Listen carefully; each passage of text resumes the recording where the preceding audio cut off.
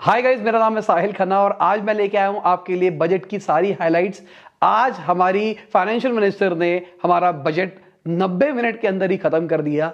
Fastest बताया गया है और इंडियन मेड टैबलेट के ऊपर उसको दिखाया गया। उसके बाद इसको भी बहुत हाईलाइट बनाया गया। बहुत लोग इससे खुश है, बहुत लोग इससे दुखी है और कई लोग इसके ऊपर न्यूट्रल है। तो आज मैं आपको पूरी डिटेल बताऊंगा कि क्या क्या अनाउंसमेंट हुई है आज के बजट के अंदर। सबसे पहले मैं आपको एक अपडेट देना चाहूंगा कि इस चैनल के ऊपर अब मैं बिजनेस न्यूज नहीं डाल रहा हूं। बिजनेस न्यूज अब से पापा न्यूज वाले चैनल के ऊपर ही आएगी, तो उसका भी मैंने लिंक दे दिया है डिस्क्रिप्शन के अंदर, जाके आप उसको चेक कर सकते हैं। तो वहां पे आपको सारी बिजनेस न्यूज डेली बेसिस के ऊपर मिल जाया करेगी। आज नहीं मिलेगी, आज सबसे बड़ा रीजन यही है, आज सारी की सारी न्यूज हमारे बजट के अराउंड ही थी। तो सबसे पहले बात कर लेते हैं भाई, क्या चीज महंगी हुई है, क्या चीज सस्ती हुई है। अगर मैं सस्तियों की बात करके चलता हूं तो लेदर गुड्स, क्लोथ्स, स्टील के scrap, mobile phones, mobile phone के चार्जर्स, कुछ केमिकल्स जो कि पेट्रोलियम के प्रोडक्ट के अंदर यूज होते हैं, पॉलिश डायमंड्स, जेमस्टोन, ये सब के सब होने वाले हैं सस्ते इस बजट के हिसाब से। और अगर हम महंगी चीजों की बात करके चलते हैं, अम्ब्रेला, जो ज्वेलरी आती है कॉपी वाली, सिंगल और multiple loudspeaker, headphones, earphones, smart meters, solar modules, x ray machine और जो बच्चों के टॉयज होते हैं उसके पार्ट्स, ये सब कुछ होने वाले हैं महंगे। अब अगर आप स्ट्रैटेजिकली चीजें देखने की कोशिश करो तो महंगा उन चीजों को किया गया है जो कि इंपोर्ट गवर्नमेंट रोकना चाह रही है। जैसे कि मुझे इलेक्ट्रॉनिक टॉयज के जो पार्ट होते हैं वो यहां पे दिखाई दे रहा है। साथ में हमारी फाइनेंशियल मिनिस्टर ने बताया कि इंडिया 9.27% से ग्रो करेगा फाइनेंशियल ईयर 22 के अंदर, जो कि हाईएस्ट होगा सारी लार्ज इकोनॉमीज के अंदर। अब हमारी जीडीपी कैसी रहेगी ये तो टाइम बताएगा, पर मुझे पर्सनली आईटी सेक्टर पे बहुत ज्यादा भरोसा है। अगर मैं अभी पिछले साल की बात करके चलता हूं तो जितनी मेजर कंपनीज थी सबने बहुत ही अच्छे रिटर्न्स दिखाए हैं आईटी सेक्टर के अंदर और बहुत ही अच्छे प्रॉफिटेबल रिटर्न्स दिखाए हैं। तो मुझे लगता है कि आने वाले टाइम में इंडिया एक बहुत बड़ा आईटी हब बन सकता है। मतलब यहां से आईटी सर्विसेज का बहुत ज्यादा एक्सपोर्ट होगा, यहां पे सॉफ्टवेयर्स, सैस सॉफ्टवेयर्स बनेंगे और बाहर यूज होंगे। कुछ टाइम पहले ही पीयूष गोयल जी ने बताया था कि 2030 तक का एक्सपोर्ट सर्विसेज का टारगेट है $1 ट्रिलियन का और उसके अंदर ही आईटी सर्विसेज बहुत ही मेजर पार्ट प्ले करने वाली है। मुझे भी पर्सनली ऐसा ही लगता है। और बहुत बार आप लोग मुझसे पूछते हो यार मुझे इन्वेस्ट करना है, मुझे इन्वेस्ट करना है, कहां पे इन्वेस्ट करूं, कहां पे इन्वेस्ट करूं। अपनी कॉमन सेंस यूज करो ना। अगर आपको लगता है आईटी सेक्टर बढ़ेगा, मुझे पर्सनली लगता है आईटी सेक्टर बढ़ेगा, तो मैं आईटी सेक्टर पे बेट कर सकता हूं। अब पूरे सेक्टर के ऊपर कैसे बेट करें, सवाल यहां पर निकल के आता है। तो हमारे यहां पे आते हैं आज के sponsor small case. Small case के ऊपर जाके आप एक स्मॉल केस है आईटी ट्रैकर के नाम से, उसको देख सकते हैं और आप देख सकते हैं कि उसकी ग्रोथ कैसी रही है। अब यहां पे इन्होंने क्या कर रखा है, यहां पे इन्होंने एक बकेट बना रखी है जहां पे इन्होंने आईटी कंपनीज को जोड़ रखा है और आप डायरेक्टली उस इंडस्ट्री के ऊपर बेट कर सकते हो। तो इसका फायदा क्या है, अगर इंडस्ट्री बढ़ेगी तो आपका पैसा भी बढ़ेगा। डिस्क्रिप्शन में मैंने लिंक दे दिया है स्मॉल केस का, जाके आप चेक कर सकते हो। आप किसी भी अपनी प्रोफाइल से इसको लॉग इन करके स्मॉल केस खरीद सकते हो जिस भी इंडस्ट्री के अंदर आप इंटरेस्टेड हो। डिस्क्रिप्शन में लिंक है, जाके चेक करो। अगली बहुत बड़ी हाईलाइट है जिसके ऊपर बहुत सारे लोग एक्सपेक्ट कर रहे थे कि क्रिप्टो बिल आएगा, क्रिप्टो बैन हो जाएगी, क्रिप्टो ये हो जाएगा। क्रिप्टो के ऊपर कुछ नहीं आया है बिल के रिगार्डिंग, रेगुलेशन के रिगार्डिंग, पर वहां पे एक अनाउंसमेंट कर दी गई है कि क्रिप्टो के ऊपर, गेन के ऊपर 30% टैक्स लगने वाला है। अब 30% टैक्स अगर मैं आपको गिफ्ट भी करता हूं क्रिप्टो, तो आपके ऊपर टैक्स सीधा ही 30% लग जाएगा। तो अब इसके ऊपर लोग उठा रहे हैं कि भाई इसका मतलब ये हो गया क्या, क्रिप्टो बैन नहीं हो रहा है, क्रिप्टो अब के टाइम पे लीगल है। तो यहां पे हमारी फाइनेंशियल मिनिस्टर ने बोला है कि अगर कोई कमा रहा है उसके ऊपर टैक्स लगाना तो मेरा हक है। अभी रेगुलेशन लाने में, सब कुछ लाने में टाइम लगता है, हमको बहुत सारे लोगों से बात करनी पड़ रही है। इस चक्कर में क्रिप्टो बिले, मतलब बिल डिले हो चुका है, ये फाइनल हो गया है, पर टैक्स चार्ज होगा। साथ में हमारी फाइनेंशियल मिनिस्टर ने यह भी कहा कि अगर कोई करेंसी जो सेंट्रल गवर्नमेंट होती है वो निकालती है तो आप उसको करेंसी कह सकते हो, किसी भी चीज को करेंसी नहीं कह सकते। जो क्रिप्टो एज अ करेंसी बातें चल रही है कि अब करेंसी की जगह क्रिप्टो यूज होगी, तो उसके ऊपर ये बोला गया है फाइनेंशियल मिनिस्टर की तरफ से। इसका मतलब क्रिप्टो एज अ करेंसी को तो बैन करने की प्लान चलने वाला है। मतलब जो बिल आएगा उसके अंदर शायद ऐसा कुछ हो सकता है, बाकी टाइम बताएगा। हमारी सेंट्रल गवर्नमेंट ने यह भी कह दिया है कि वो अपनी डिजिटल करेंसी निकालने वाली है, रुपी निकलने वाला है। ब्लॉकचेन के साथ में मिलकर निकलेगा। तो बहुत सारे लोग इसकी तरफ है। अगर मैं कांग्रेस के एमपी शशि थरूर की बात करके चलता हूं तो उन्होंने बोला है कि एक रीजनेबल चीज है, इसके ऊपर कोई क्रिटिसाइज करने वाली बात नहीं है। तो ठीक है, लोग साथ भी दे रहे हैं इस चीज के ऊपर। अगर ओवरऑल बात करके चलते हैं तो उनके हिसाब से वो बिल्कुल भी सेटिस्फाइड नहीं है इस बजट से। अगर हम राहुल गांधी जी की बात करके चलते हैं तो अगेन वो यही कहेंगे कि क्रिटिसाइज करेंगे कि बिल के अंदर बहुत सारी कमियां थी, फलाना मकाना। उन्होंने ये बोला कि गरीबों के लिए, मिडिल क्लास के लिए इसके अंदर कुछ भी नहीं है। अगर हम मोदी जी की बात करके चलते हैं तो उन्होंने बोला कि इस बजट के अंदर हमने जो गरीब है उनको अपलिफ्ट करने के ऊपर काम किया है। तो पहले बता देता हूं, फिर एंड में बताना कि आपके हिसाब से ये गरीबों को उठाने के लिए बनाया गया है या फिर गरीबों को दबाने के लिए बनाया गया है या फिर मिडिल क्लास के लिए कुछ भी नहीं है इसके अंदर, या फार्मर्स के लिए कुछ भी नहीं है। वो एंड में बात करेंगे इस बारे में। पर पहले फैक्ट्स के ऊपर आते हैं, सिर्फ फैक्ट्स के बारे में बात करते हैं। हमारी फाइनेंशियल मिनिस्टर ने यह बताया कि हम कोई भी टैक्स नहीं बढ़ा रहे हैं, क्योंकि हमारे प्राइम मिनिस्टर जी ने कहा है कि इस पेंडेमिक से हम 1 रुपया नहीं कमाना चाहते किसी आदमी का। तो जो इनकम टैक्स स्लैब है वही कांस्टेंट रहने वाली है। पहले बातें आ रही थी कि भाई जो सेविंग है उसको बढ़ा दिया जाएगा, हाउस प्रॉपर्टी हो ये हो जाएगा, अभी कुछ ऐसा कुछ आया नहीं है और बहुत ही तेजी से निकला है बजट।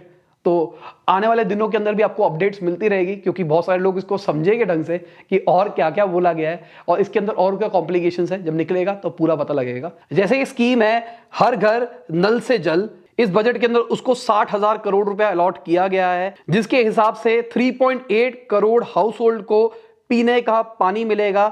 उन्होंने कहा कि 8.7 करोड़ हाउस होल्ड को पहले से ही कवर करने का प्लान बना चुके हैं, जिसके अंदर पिछले 2 साल के अंदर 5.5 करोड़ लोगों तक पानी पहुंच चुका है पीने का। और मेरे हिसाब से ये बहुत ही एसेंशियल चीज है और ये होनी ही चाहिए। साथ में पीएम आवास योजना के बारे में बात करी गई, जिसके हिसाब से 80 लाख घर प्रोवाइड करे जाएंगे फाइनेंशियल ईयर 2022-23 के अंदर। इसके लिए भी 48,000 करोड़ रुपया अलॉट किया गया है। पर सवाल वही निकल के आता है कि कितने होंगे, कितने नहीं होंगे, क्या होगा क्या नहीं होगा, वो टाइम बताता है। अगर मैं जीरोधा के को फाउंडर निखिल जी की बात करके चलता हूं तो उन्होंने बोला sometimes boring is good, nothing has change for investors. Basically उन्होंने बोला ये बजट थोड़ा सा बोरिंग है। बहुत सारे लोगों का ऐसा भी कहना है कि इसमें कुछ बहुत बड़ी बड़ी हाइलाइट्स नहीं आई है। तो बोरिंग होने की अच्छा है, इसकी वजह से मार्केट कोई क्रैश व्रैश ज्यादा नहीं करेगी। अगर मैं नीति आयोग के सीईओ की बात करके चलता हूं तो उन्होंने बोला कि जो कैपिटल एक्सपेंडिचर है वो सबसे बड़ी हाईलाइट रहेगी इस बजट की। तो बेसिकली हमारी गवर्नमेंट ने कहा है कि फाइनेंशियल ईयर 23 के अंदर 7.5 लाख करोड़ रुपीस बजट रहेगा कैपिटल एक्सपेंडिचर का, जिसको बढ़ाया गया है 35.4% से। तो अगर हम इफेक्टिव कैपिटल एक्सपेंडिचर देखते हैं तो वो 10.68 लाख करोड़ का है फाइनेंशियल ईयर 22-23 के अंदर, जो कि बनता है 4.1% ऑफ आवर जीडीपी। अगली खबर सर चार्ज की है। तो सर चार्ज जो लॉन्ग टर्म कैपिटल गेन है उसको कैप कर दिया गया है 15% पे सारी एसेट्स के ऊपर। पहले 37% तक जाता था ग्रेड बाय ग्रेड, पर अभी 15% पे इसको कैप कर दिया गया है। अगर मैं पेटीएम के फाउंडर की बात करके चलता हूं तो उन्होंने जो डिजिटल करेंसी आई है उसको वेलकम किया है। अब देखते हैं वो किस तरीके से डिजिटल करेंसी काम करेगी, टाइम वो बताएगा। क्या ये पैसों की तरह यूज होगी या ये यूपीआई को रिप्लेस करेगी, क्या होगा वो टाइम बताएगा। अगर मैं अपनी बात करके चलूं तो मेरे लिए एक बहुत बड़ी हाईलाइट है कि जो बैटरी स्वैपिंग पॉलिसी है उसको निकाल दिया गया है। मतलब क्या है, अगर इंडिया के अंदर ईवी का इंफ्रास्ट्रक्चर बनाना है तो बहुत सारे चार्जिंग स्टेशंस लगाने पड़ेंगे लॉजिकली, और चार्जिंग में टाइम लगता है, और टाइम लगता है तो इसके चक्कर में लोग ईवी में स्विच नहीं होंगे। तो एक बहुत ज्यादा बड़ा प्रपोज प्लान था कि कुछ बैटरियां हो, जो कि जैसे स्कूटी के अंदर बात करके चलते हैं, बैटरी लगी हुई है तो आप किसी चार्जिंग स्टेशन के ऊपर गए, वहां पे क्या हुआ, वहां पे पहले से कोई लगा हुआ है, आपने वो निकाल के लगा दी और अपनी वहां पे छोड़ के आ गए और आपने अमाउंट दे दिया। और ऐसे स्वैप होती जाएगी बैटरीज और आप ऐसे ही घूमते रहोगे। मतलब पेट्रोल जितनी तेजी के अंदर आप अपनी इलेक्ट्रिक गाड़ी को भी चार्ज कर पाओगे, जो कि बहुत ही अच्छी चीज हो सकती है। अब कह रहे हैं कि वो स्टार्टअप्स को भी इसमें इनवाइट कर रहे हैं। अब टाइम बताएगा ये चीज कितनी स्केलेबल हो पाती है। मुझे पर्सनली ये चीज अच्छी लगती है, पर कहानी ये होगी कि जैसे मैं गाड़ी ले रहा हूं उसके अंदर एक तो मेन बैटरी होगी, दूसरी एक स्वैपेबल टाइप्स मेरे हिसाब से बनाया जाएगा कि जिससे वो मेन बैटरी चार्ज हो सकती है over the period of time. तो जो स्वैपेबल होगा वो स्वैपेबल हमको एक कंपनी से ही लेना पड़ेगा और उसी को चलाएंगे, क्योंकि भाई मेरी नई बैटरी है, मैं पुरानी बैटरी क्यों लगाऊं। ऐसे थॉट्स मेरे दिमाग में आ रहे हैं, बाकी टाइम बताएगा कि वो क्या करेंगे इसके अंदर। अब अगर कुछ मीम्स की बात करके चलते हैं जो कि मार्केट में वायरल हो रहे थे दिन भर, वो थे कि भाई मिडिल क्लास के लिए कुछ भी नहीं आया इस बजट के अंदर, और हर बार नहीं आता। देखो, मिडिल क्लास और जनरल होना इस पाप, आपको कुछ नहीं मिलता है, तो आपको ये अपनी लाइफ की रियलिटी समझनी पड़ेगी। अगली खबर, एक्स विस्तारा के जो एग्जीक्यूटिव है वो फ्लाई करे एयर इंडिया की इकोनॉमी क्लास के अंदर, और उन्होंने रेट किया 5 आउट ऑफ 10, और इसका रीजन उन्होंने कहा कि बाकी सब कुछ सही था, लाइनें लंबी लगी हुई थी, बेल्ट वेल्ट में दिक्कत थी, और जो सोशल डिस्टेंसिंग वाला पालन था उसको नहीं किया जा रहा था। अगर अमित शाह जी की बात करके चलता हूं तो उनके हिसाब से ये जो बजट है ये हमारी इकोनॉमी का स्केल बदल देगा, ये सेल्फ रिलायंट है। अब अगर आप देखते हो तो दो साइड तो है, जो बीजेपी वाले होंगे वो तारीफ करेंगे, जो कांग्रेस वाले होंगे बुराई करेंगे, तो दुनिया की रीत है। जैसे न्यूज के दो चैनल बने हुए, एक पे आपको प्रोज दिखाई देंगे इसी बजट के, एक पे आपको कॉन्स दिखाई देंगे इसी बजट के, पर मैं आपको न्यूट्रल बता रहा हूं, जो है वो है। एंड में अपने पॉइंट ऑफ व्यूज मैं भी रख दूंगा और आप भी बता देना मुझे जो नीचे कमेंट के अंदर आपको क्या लगता है। अगर मैं उदय कोटक जी की बात करके चलता हूं तो उन्होंने बोला है कि ये जो 25 साल का विजन है जहां पे पूरे इंडिया को साथ में लेने का है, उससे मैं प्राउड फील करता हूं। बेसिकली शायद वो बजट से खुश दिखाई दे रहे हैं। अब टैक्स पेयर के लिए एक चीज तो मैंने आपको बता दी कि भाई कोई स्लैब में चेंज नहीं आया है, पर एक अच्छी चीज और करी गई है, जो अपडेटेड रिटर्न फाइल करने का टाइम होता है उसको 2 साल कर दिया गया है असेसमेंट ईयर से। तो मतलब अगर आपने कोई पुराने रिटर्न में कुछ गलती कर रखी है तो उसको आप सुधार सकते हो। अगली चीज, गवर्नमेंट ने फार्मिंग को भी प्रमोट करने के ऊपर एक छोटा स्टेप लिया है, पर बहुत छोटे लेवल पे किया है। जो गंगा है, गंगा के आसपास वो केमिकल फ्री फार्मिंग को प्रमोट करना चाहते हैं। बेसिकली उन्होंने कहा है कि नेचुरल फार्मिंग गंगा के आसपास जो 5 किलोमीटर का एरिया है उसके ऊपर काम किया जा सकता है। अच्छी चीज लग रही है, बाकी टाइम बताएगा ये अच्छी चीज होती है या फिर नहीं होती है। अगर हम महिंद्रा जी की बात करके चलते हैं तो उन्होंने बोला कि बजट छोटा था और बहुत ही ज्यादा इंपैक्टफुल था। और फिस्कल डेफिसिट की अगर हम बात करके चलते हैं तो फिस्कल डेफिसिट का प्लान घटा है, 6.4% पे पहुंच गया। पिछले साल थोड़ा सा ज्यादा रखा गया था कुछ पॉइंट्स, और उससे ऊपर निकल गए हम। इसका रीजन ये था, पेंडेमिक आया और बहुत ज्यादा खर्चा हुआ गवर्नमेंट का, पर फिर भी बहुत ज्यादा नहीं बढ़ा। सबको लग रहा था कि ये जो फिस्कल डेफिसिट है ये 8-9% तक पहुंच जाएगा, पर ये 1.1-1.2% ही बढ़ा, जो कि बहुत ही नॉमिनल होता है मेरे हिसाब से।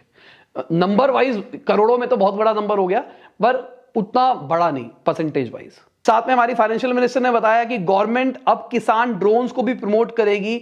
अब किसान ड्रोन से क्या होगा, आपका लैंड नापने का काम चलेगा, साथ में आप ऊपर पेस्टिसाइड वगैरह वगैरह डाल सकते हो। अगेन यहां पे कहा कि स्टार्टअप्स का साथ लेके, स्टार्टअप्स की हेल्प लेके इस चीज को, इनिशिएटिव के ऊपर काम किया जाएगा। साथ में फाइनेंशियल मिनिस्टर ने यह भी बताया कि 400 वंदे भारत ट्रेन चलेगी।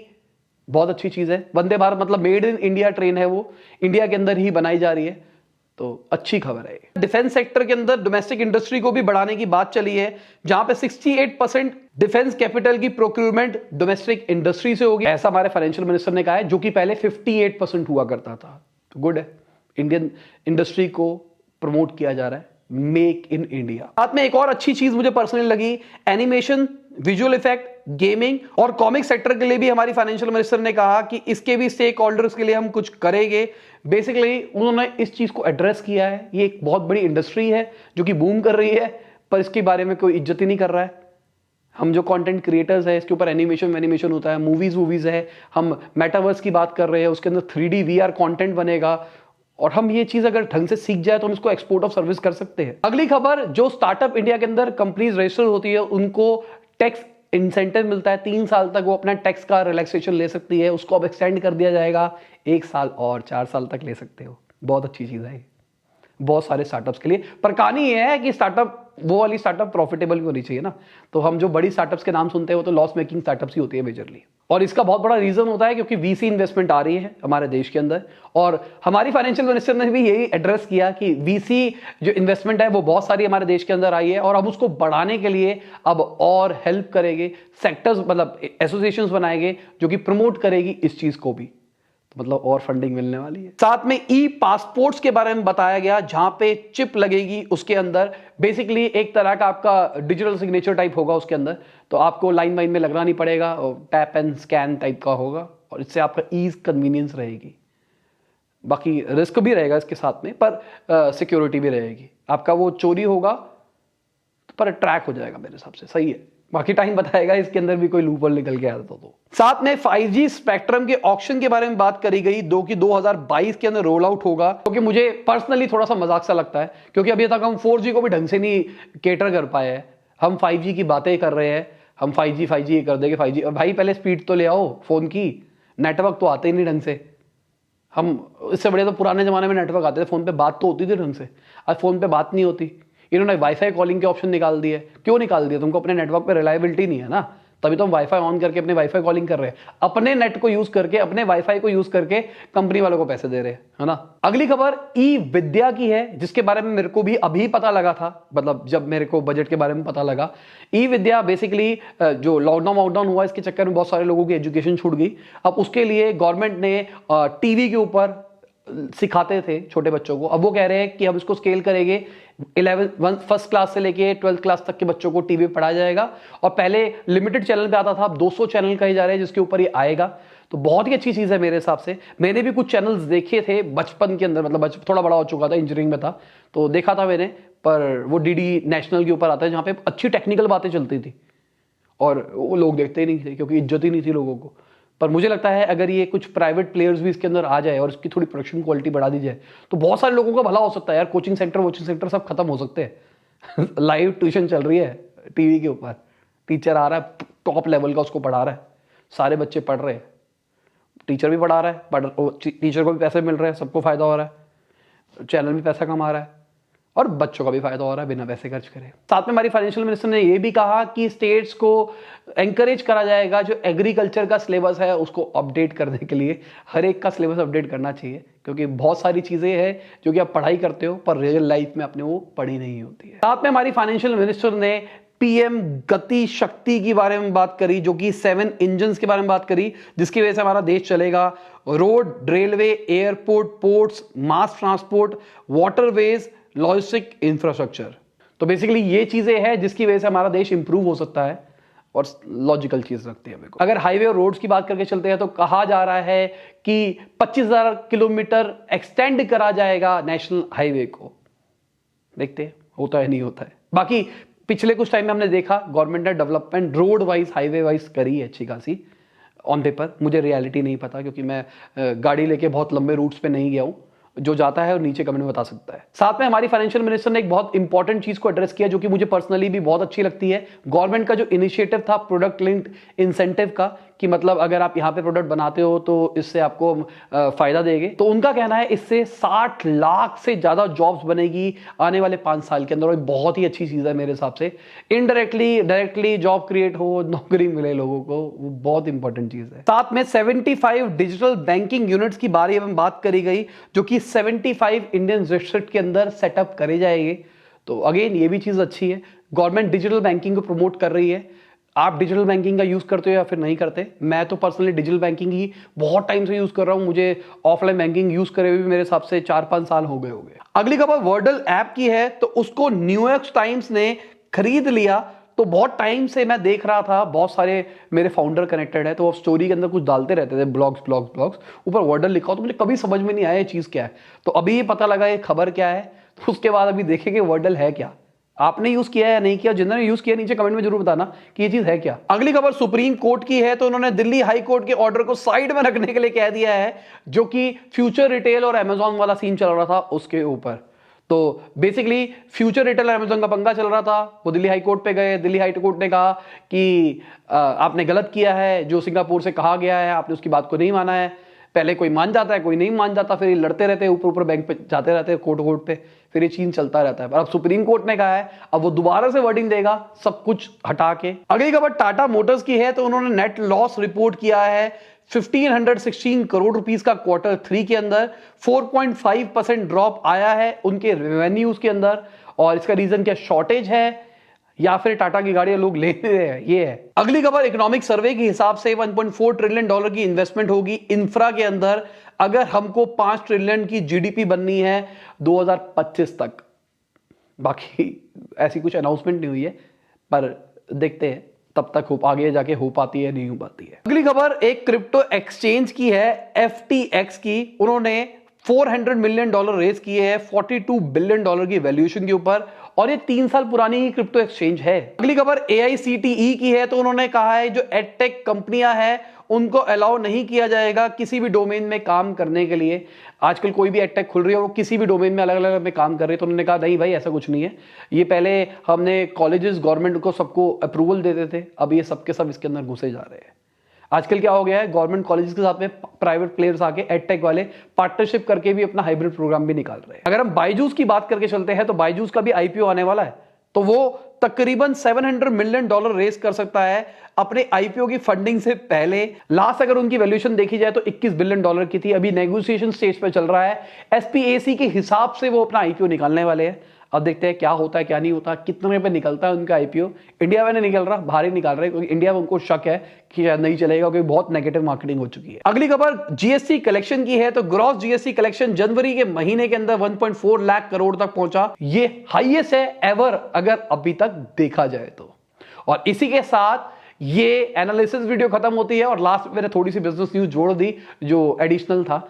तो मैं रिकमेंड करूंगा पापा न्यूज को फॉलो कर लो, अगर फॉलो नहीं किया सब्सक्राइब कर लो मतलब, और अगर ऐप डाउनलोड नहीं करी है तो ऐप डाउनलोड कर लो, और जो हमारे स्पॉन्सर थे उनका लिंक डिस्क्रिप्शन में है, जाके आप उसको चेक भी कर सकते हैं। बाय, गुड नाइट, शबा खैर, खुदा हाफिज, गुड मॉर्निंग, गुड आफ्टरनून, जब भी आप वीडियो को देख रहे हैं।